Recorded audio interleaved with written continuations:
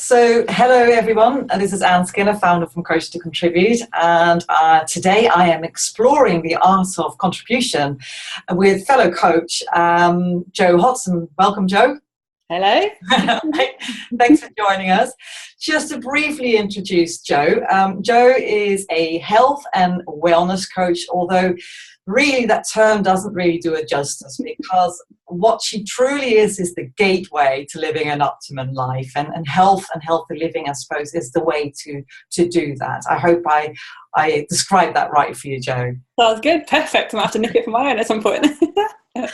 Oh, what I also loved about Joe, when I actually did a little bit of research, and there was a phrase that popped out at me, and I want to read it to you guys. It's living a life of curiosity and coaching others to do the same. That kind of describes what she does, and I really love that. So I want to bring that curiosity into the conversation today, whilst we explore the art of contribution. And I would like to start off with the first question, if I may, just to get the conversation going. And that is, what does contribution mean to you? If I asked you, Joe, contribution is, how would you finish that? Oh, contribution is.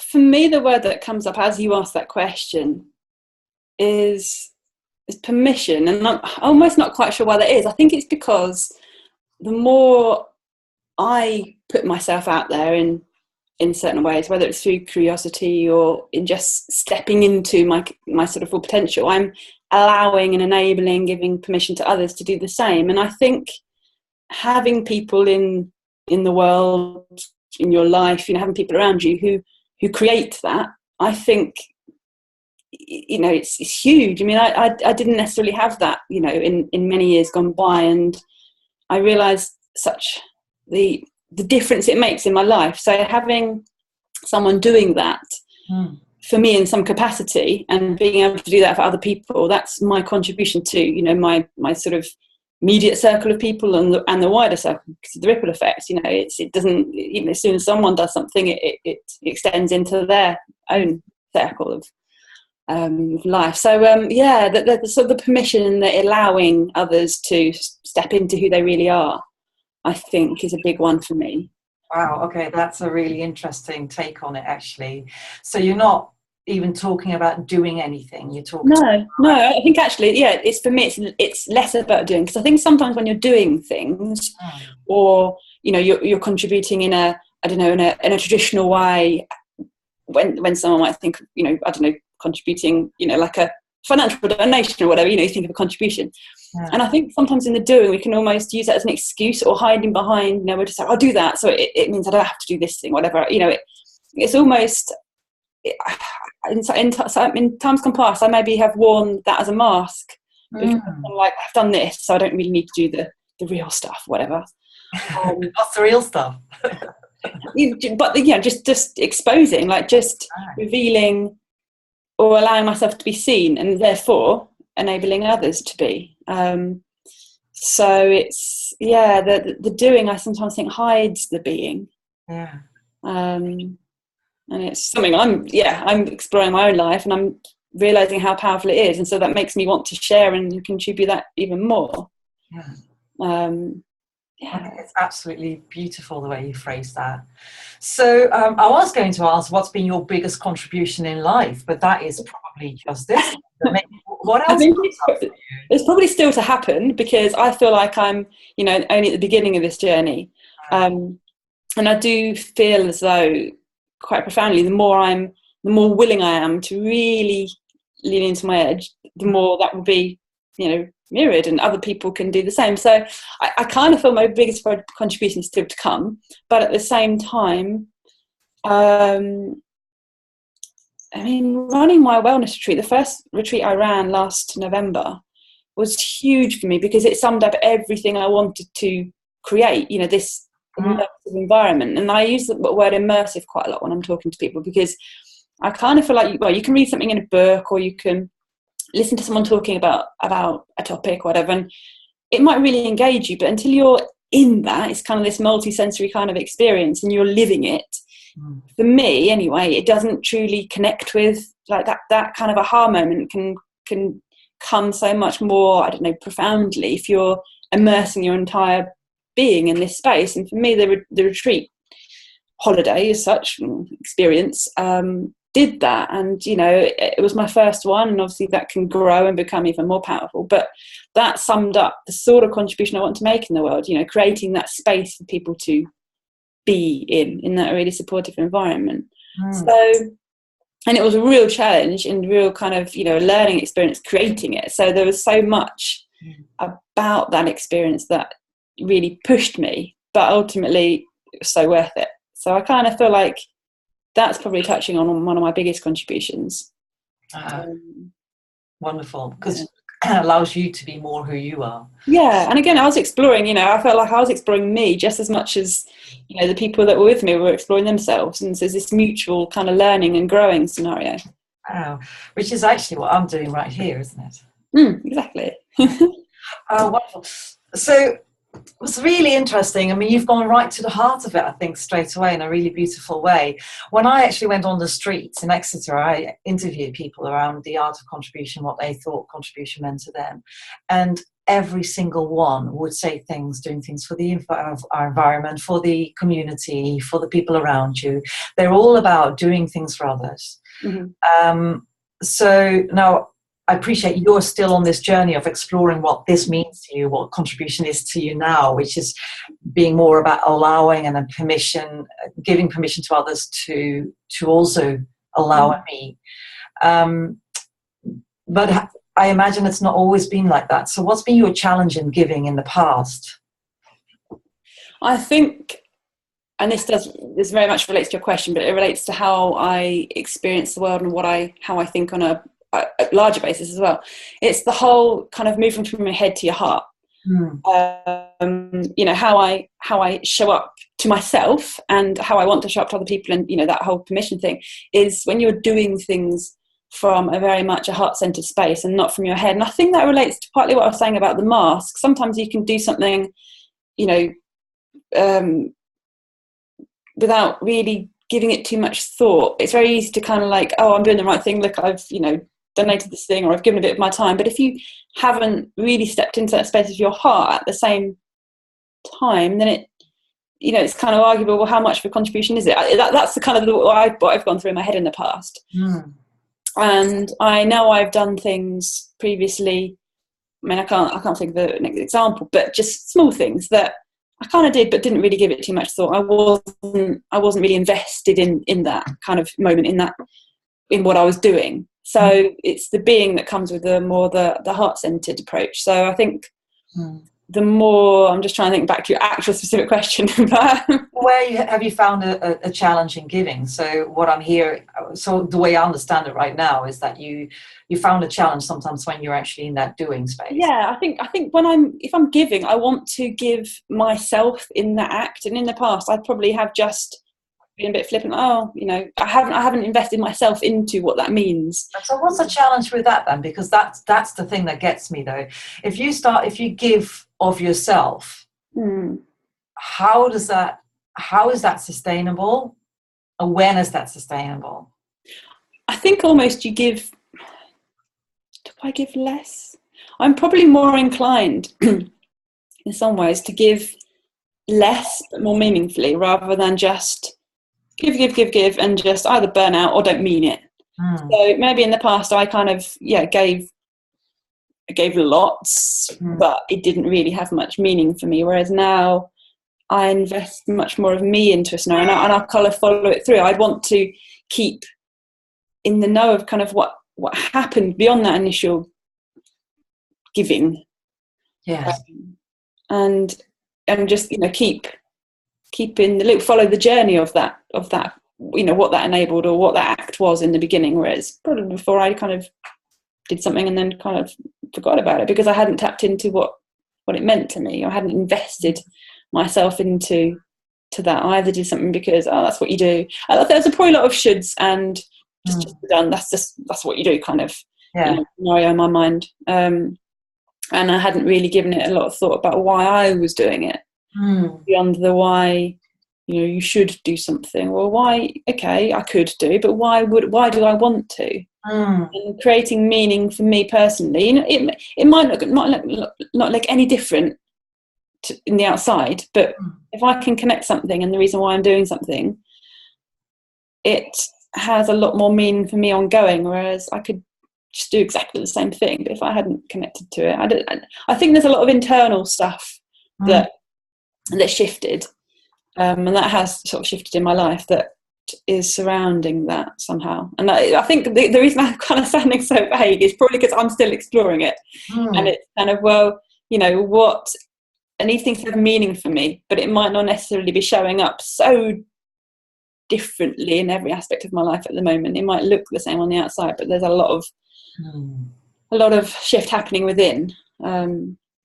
I love you're just actually, you're talking, you're exploring, and which is what this conversation is about, right? So exactly. it's absolutely brilliant, and I love everything you're saying. I'm really resonating with it, and particularly because this has been a journey for me, and it's an ongoing journey. And what particularly has been the problem with it is not the problem with it, but what I'm realizing, that contribution where I started was all about giving, and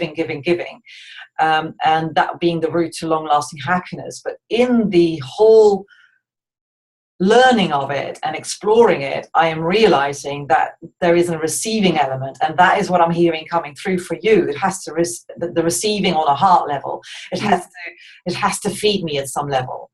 So, you know, life is a paradox, isn't it? There's no light without dark, and there's no give without receive. So for me, I think my real challenge has never been about giving. It's been about receiving.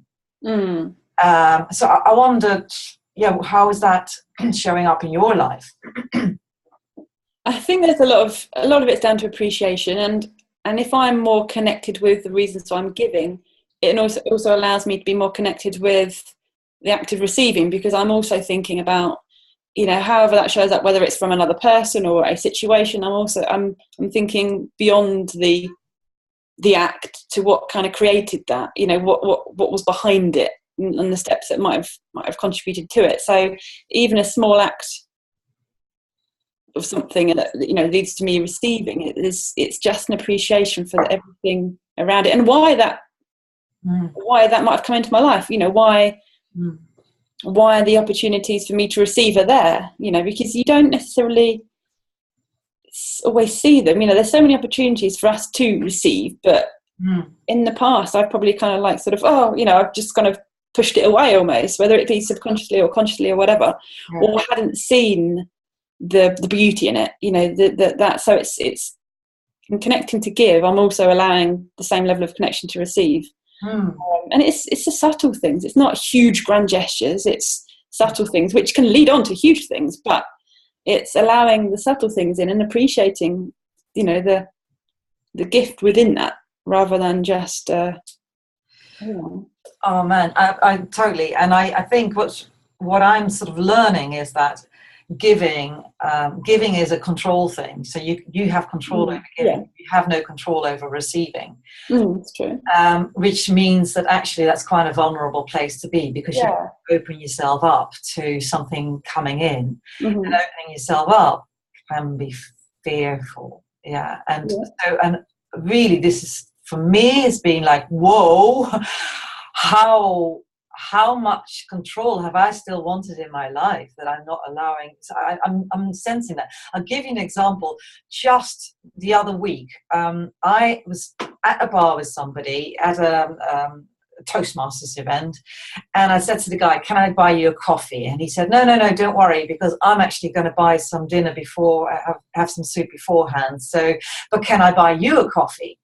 And I went, no, don't worry about it. So we're both going, no. And then in the end, we're both paying for ourselves. And that could have just been a flow. And I really walked away thinking, what on earth was going on there, you know? I could have said, sure, thank you, you know? But I felt I actually said to him, no, that's weird, because I offered you. That's weird. Can't do that. So I had some rules around when I couldn't receive. Yeah. You know, very. So I walked away thinking, so Anne, why didn't you just say yes? That would have been okay. Yeah, weird, right? It's funny how these kind of unsaid rules cloud the the ability, cloud our ability to receive a lot of the time. Yeah. And I think, yeah, the more we kind of lean into that, and the more we practice that, and the more we kind of maybe in retrospectively analyse, well, what went on there, the more we're able to sort of almost see it coming and prevent it in the future. But again, that's all a learning process, getting rid of some of these like barriers that like that have been created in us over the course of our lives. And you see it all the time, like with friends or with my parents or whatever, when even if it's like a few quid, like my dad might have bought something and I'm like, oh, let me give you some money for it. Oh, no, don't worry. And it's just like, there's a battle over a £5 note or whatever, and it's just and when you can see other people doing it, it's much more obvious to think, what? But then when you get stuck in it, like your example at the bar, you do get stuck in it, and until you can retrospectively think, what? Yeah, it's bringing some. I think that's what I'm trying to do for myself in these exploratory conversations. Is to bring some consciousness around that, not to beat myself up with, but just some consciousness afterwards. Going, hey, gosh, that's curious. That's interesting, isn't it? But I also really would love to learn to receive graciously. So, what helps you receive graciously? I think understanding and trying to tap into, the intention behind something. What was that person's intention in offering me a tea or a coffee or whatever, or why. And again, it's not like a huge drawn out thought process, but even it might take a split second, but just getting an essence of what did they want to offer that for. There are times in life you get a sense that someone's, I don't know, offering something because that's just what they feel they have to do, whatever, and that there's a usually different energy around that. But when someone genuinely, you can tell it from body language or whatever, but there's a genuine offer, even if it's something that you find initially like sort of barrier comes up because it's thrown you or whatever, it's just kind of like, I suppose, resting into that and saying, well, they've offered this because they've genuinely wanted to. Is there an obligation there? And if there's no sense of that, then kind of, well, just go. I don't necessarily need to understand why their thoughts and feelings and why they wanted to give something for me to receive. But it's just having the kind of intuitive understanding that there's an intention there. I don't need to understand it, but I'm going to receive, because by not receiving, you're not allowing the sort of circle to be completed. That's almost, that's rejection, really, isn't it? Yes.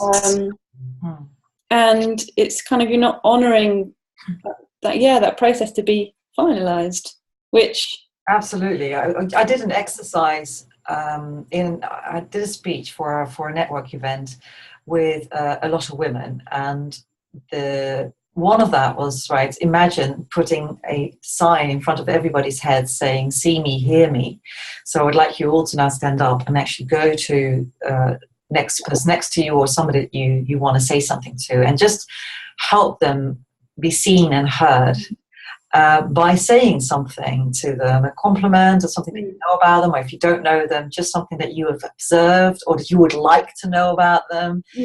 And the initial resistance was, we don't do that. No, we don't do that. And I'll invite you to do it anyway. And so they all did it. And it was incredible how hard you could see it in the room. They're all going, really? No, not me. They're all pushing away all those compliments and nice words. Every single one of them was pushing away, did not know how to receive. And I know that this is not just women, it's men as well, but I think it is definitely an area where women can really still what is that? I don't know. I find that what is that about women and not receiving? What was interesting as well, as you were talking about that, when I ran my retreat, I had a lady on my retreat that there were seven people and me, and one of them was totally blind, and at one point during dinner, there was 8 of us sitting around the table, so we're kind of facing into each other. We had opposite people, and we played this game describing what we each looked like. So we had to describe the person opposite us so that she could build a picture in her mind of what we looked like. And again, you tend to use positive language when you're describing someone. And so we had to look the person in the eye and talk about what they look like, you know, just the essence of them, or well, the physical, you know, characteristics. And that was quite strange at first, because it was like creating the eye contact for one thing, which we don't do enough, and there's a vulnerability in that. Yeah. And then it was almost, you know, it wasn't specifically giving compliments, but just, you know, people eased into it. But it was quite an interesting dynamic of, I've got to describe this person, and I've got to accept, I've got to receive those descriptions. Yeah. So that was really interesting. And similarly, right at the end, that was towards the beginning of the retreat, and right at the end, on the sort of final dinner together, I put everyone's name in a little bowl, and we all picked a name out, and we had to just say something about how that person has contributed to our life in some way over the course of the last week. Yeah. And it's funny, because by then it was so much easier. Everyone was just really in, they weren't stopping at their name. They were like going around the table, Really? And the shift from that to the earlier on in the week, describing and allowing these sort of compliments to rest with this kind of thing. There was a totally different kind of energy. And I know they were different kind of games and such, but it was still quite profound how relaxed and how easy we were able to sort of step into that and allow it. So it's not until we connect that we are allowing to come in. So, which is really interesting, because receiving will actually increase connection. So it's that that paradox again, isn't it?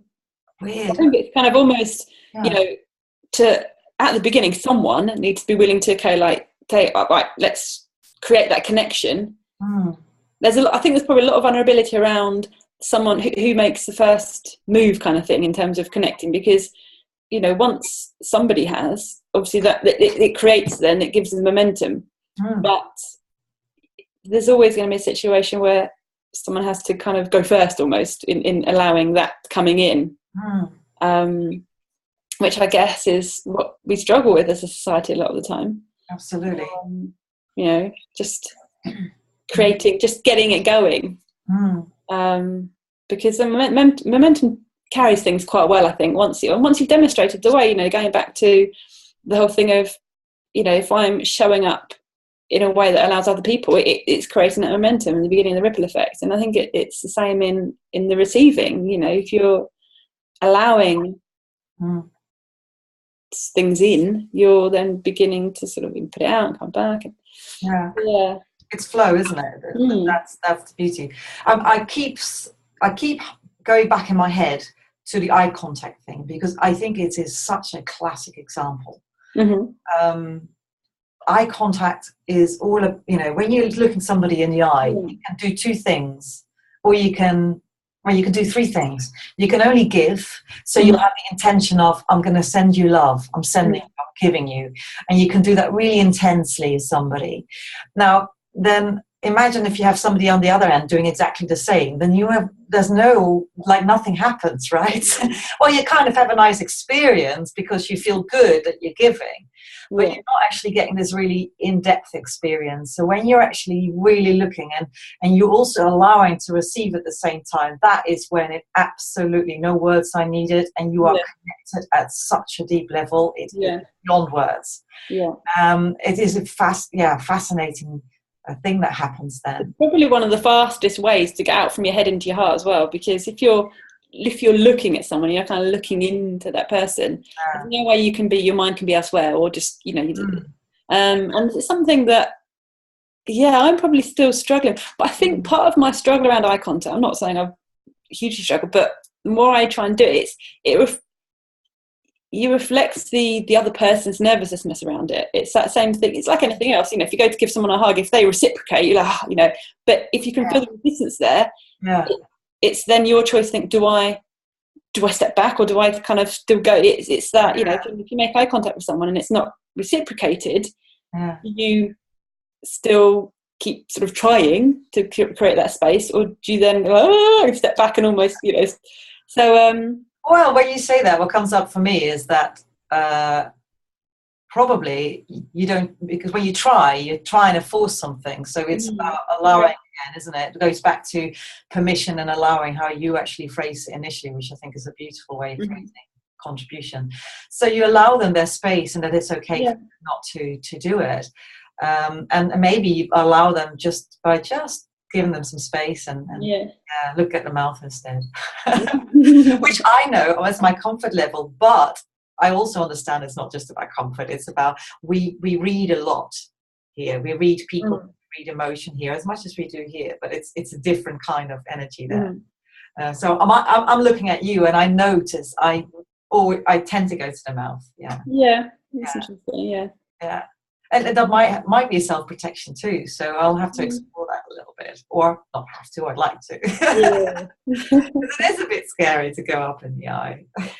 Crazy how, when you sort of got the whole human body, we're talking like a couple of inches, and we're like, oh no, can't get there. Well, at least we're not looking here, right? So it's funny. Oh, brilliant. I'm loving this conversation. I think, you really got to the heart of it very quickly, where, or at least your truth of it, which we I wonder if there's anything else that comes up for you that you want to share in this conversation before I round it up. I think I don't know, I kind of feel as though where I am on my own journey and the relationship to contribution is so wide, because it is about, giving me. I mean, that is kind of the essence of so much in life.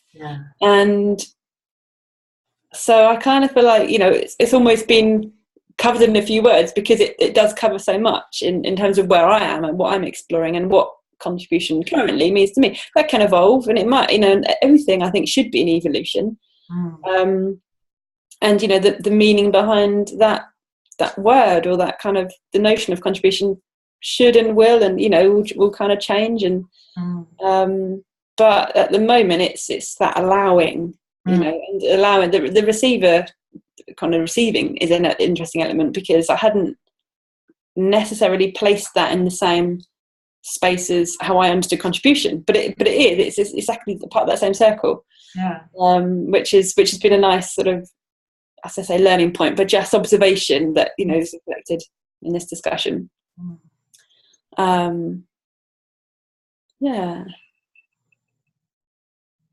I think, but no, it's thank you. And I really, there's some really big highlights for me. I love how you use the words permission and allowing, because actually in that is already receiving. So even if it's not explicitly said, you actually embodied it already. And it's about giving me rather than giving it. Now I know that I feel that this is also very much a spiritual journey, and not in a woo-woo sense, but in a sense of really understanding the core of you and what you're about. And that it's not about what we do, and it's not even about how we show up in life, but it's about being comfortable in our own skin. It's about nurturing ourselves, because if we don't do that, we are not able to actually share ourselves. So it's allowing us to be. I think that's really beautiful and actually simple, but at the same time, it's like Buddha says about Buddhism or about his teachings. It's really simple, but it's not always easy. Basically, that sums it up nicely.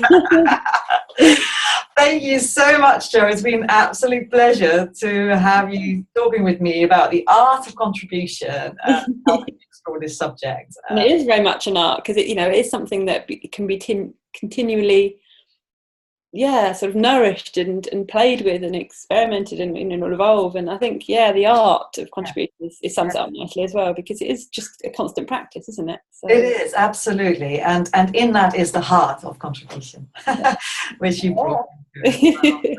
Thank you for that. Really brilliant. And I will share this with whoever is interested in learning more about the art of contribution. Thank you then. Thank you.